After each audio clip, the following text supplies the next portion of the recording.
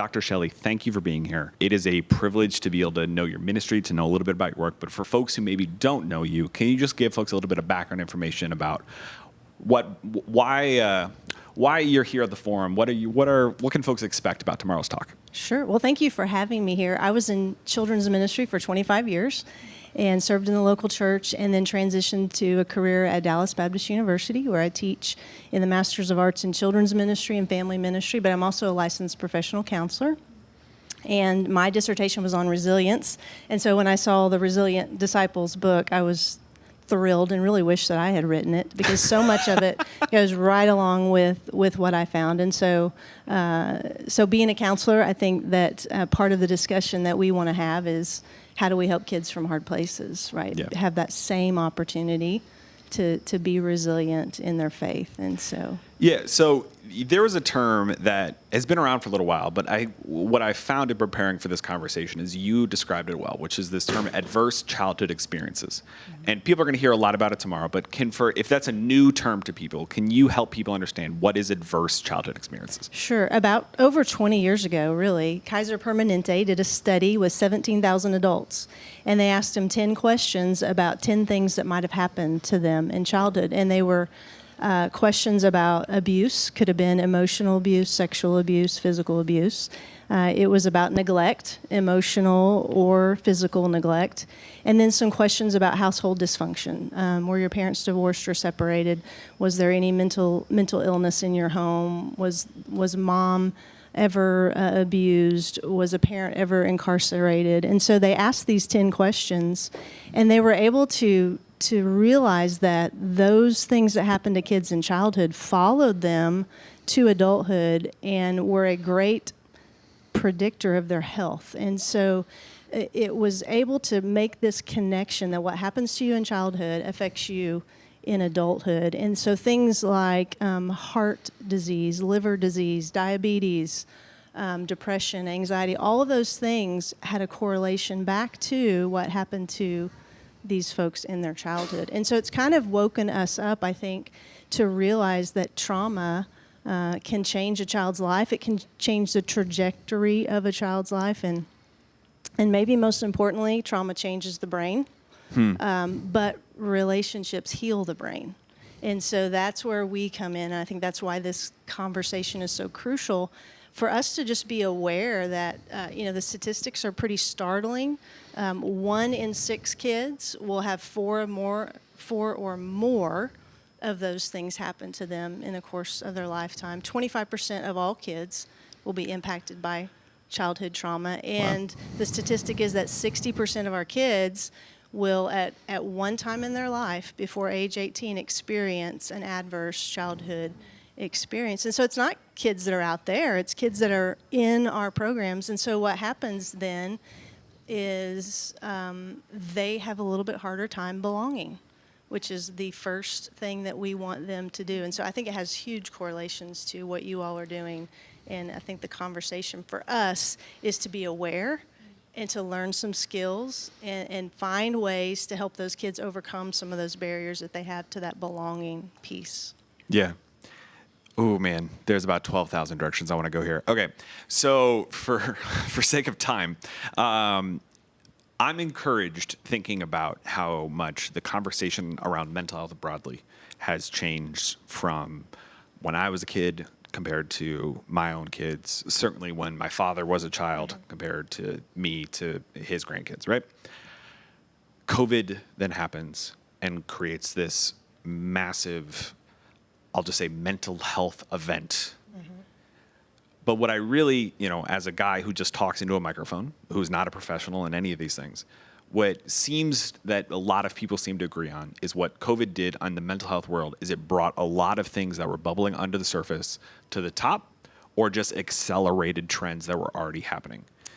Can you speak to what we can now, as the sort of depths of COVID are further in the rearview mirror, what we can now see and know about kids in terms of things like isolation, anxiety, depression, like the adverse childhood experiences that are towards the top of the list are becoming much more, I would say, invisible, right? This isn't the dramatic sort of abuse cases as much now as it's we're having this child who is constantly anxious and we're trying to figure out why. Does that make sense? Right. So trauma can be what happens to you. It can be an event, but it also can be what doesn't happen to you. When you don't get the good attachment, when you don't have those good relationships, that can be, traumatic as well. And so I think that COVID just exposed what was already brewing. And some of that was already brewing because of technology, social media, breakdown in the family, all of these things. So I do think that COVID definitely exposed it. I think that our kids are struggling relationally. I think some of our preschoolers and our youngest children, they missed out on some really key developmental milestones that occur in social settings and that occur at church. And so, it really... It didn't create the mental health crisis. I think it just exposed it. Yeah. And so that's what we have to work through and to figure out, how do we relate to these kids. And I think one of the questions that I'm going to ask tomorrow is, knowing what we know about kids, are we creating environments that match what we know about them? Because large group, big event type ministries are not connecting kids to each other and not connecting them to us. And so, again, the old map was good. We don't want to belittle it. But what we might want to say is, if we know that kids need relationships and that they are living in relational poverty, then how do we create ministries that really zero in on that and make sure that we're connecting with kids? Man, I love that phrase, relational poverty. I mean, it's a tragic phrase, but that is such a vivid picture of what it's like to be a kid today. Yeah.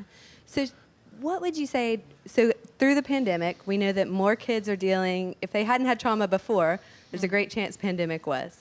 And I love what you said about big events probably aren't what they need right now.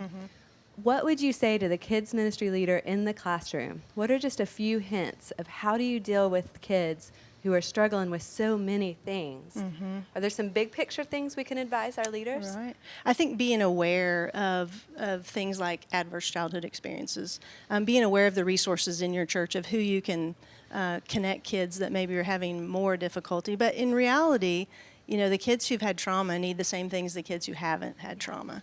I think we couldn't say it enough, that relationships are what heal the brain. They're what heal us. They're what connect us. Kids are meant to be, we are meant to be Legos. We are meant to be all connected. And when we're all connected, we can build some beautiful things. And when we're not connected, we're not nearly as strong as we could be. And so reminding teachers that, hey, you can be attuned to that child. You're the one who can make the difference. If I'm on stage and I've got 100 kids, I cannot be attuned and connected and related to all those kids. And so it's sort of a shift back to, hey, volunteers, we need you. We need you to truly see these kids and to be willing to step into some of those spaces, because parents of kids who've been through adverse childhood experiences need us to understand that. We have a lot of families that are adopting, that are fostering, and they're adopting kids that struggle with the belonging piece. And so when our kids are struggling, as parents, we struggle. And so these parents and these families need to know that we understand that the behaviors that we're seeing are a message of what's happened to them, and we're willing to work with them, and we're willing to love them through that, rather than making them feel as though their child sort of is, I don't want to say unlovable. Nobody would ever say that. Right. But there are kids who are easier to love. There are kids that are easy to bring into the belonging, and we want them to, but we really need to be looking at the ones on the fringes if we want to make a difference. Yeah, and church should be the place that does that, right? Like sometimes I feel in church, the tough kids are the ones we have the hardest time with because we're not as equipped as maybe the schools or that kind of thing. But church should be where they belong, like you're saying. Right. I love that. Well, I think in what I love about the opportunity that the church has is the picture that Jesus gives us is literally, it's not the healthy need the doctor, but the sick. And I think so often, where the stigma around the conversation around mental health, I think originates from, is this idea that we are supposed to put on pretenses before God, which is one of the most the original anti-scriptural sin in some ways, right? So what I'm curious about, though, is there are, and I don't mean to belittle that, because it is a very real, I would argue, fear and that comes from a very real place of just even having this conversation. And when I think about how we have this conversation with the kids, there's a very real practical concern of, I'm a children's ministry leader and I'm ready to have that conversation. But I'm ready to have that conversation about a child who is not my own, who is a child in my ministry. And that parent is not ready to have that conversation. How do I, as a loving, caring adult, as a faith friend, help my community understand the, we'll say, just the impact of adverse childhood experiences, the impact of trauma? How do I begin to create a movement of being more aware of these types of challenging topics without perhaps overstepping my boundaries, if that makes sense? Yeah, I mean, I think just having the conversation and what you all are doing and bringing this up, frankly, is not, I wouldn't say risky, but it's a new thing for you all to talk about. It's a new thing for churches to talk about. Mental health didn't used to be a part of the conversation at church at all, and I think I'm so glad that it is now. I think Gen Z and our millennials are way more open to getting help for mental health, and so I think in some ways we have more of an open door, than we realize. But our kids need us to understand that sometimes they need help beyond us, and being open to that and realizing that, being a Christian doesn't mean that you're not going to struggle with those things. And being willing to be vulnerable and authentic and to share. I think some of the mental health challenges that we have come from feeling like we're alone, like we're the only one who is dealing with this. And being alone, that's Satan's greatest tool, is for us to think we are the only one dealing with this. And so I think as we have that conversation, it will help us to sort of exhale and breathe and realize that all of us struggle with different things, and mental health is just one of those things. Yeah. And so finding a way to be informed and compassionate and empathetic, I think families will appreciate that, and that we'll have an opportunity to let all of those kids belong, and not just the ones that it's easy to belong. Yeah. Well, and I think, if I may, as someone who deals with depression on a regular basis, the thing that I would hope everyone who is able to do this is to extend that empathy to a child. Mm-hmm. I understand extending that empathy to adults might be particularly challenging, but extending that empathy to a child needs to be something that was within your capacity, and you need to rearrange what your capacity looks like so that you can do that for the child that God has called you to serve. Just full stop, from a guy talking into a microphone. Because what you just said, it is not necessarily in my opinion at least, right? It is not necessarily the sadness or those types of emotions. It is that loneliness. It is that isolation that is particularly the scariest, and that feels the most burdensome. And when I think about what families are dealing with when they're experiencing this through their kids, you feel like sort of a scarlet letter on you the entire time. And the only place that can provide that restoration for you is through a church. There are certainly professionals and people who can come alongside you and your family that God has provided, thankfully.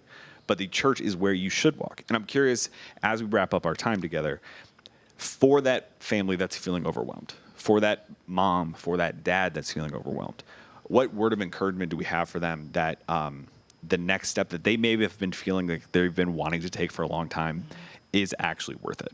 Right. Well, I think just to say what you said, you're not alone. I mean, I think that is the message that people need to hear. You're not alone.